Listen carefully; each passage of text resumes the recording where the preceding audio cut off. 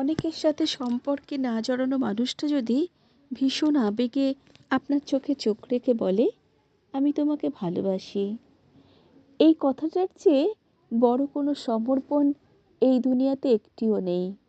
মানুষ যখন তার ইগো এবং পার্সোনালিটি ভেঙে কাউকে এই কথাটা বলে, তাকে বুঝে নিতে হয় মানুষটি আপনার কাছে নিজেকে সম্পূর্ণভাবে তুলে ধরেছে।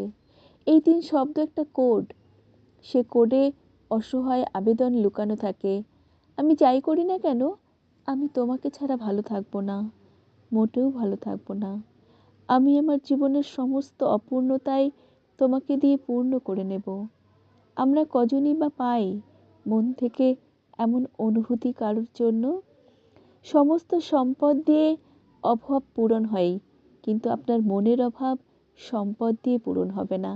আপনার না থাকার অভাবে যদি আপনার জন্য আড়ালে বসে কেউ কাঁদে, তাহলে ভেবে নেবেন আপনি ভীষণ ভাগ্যবান।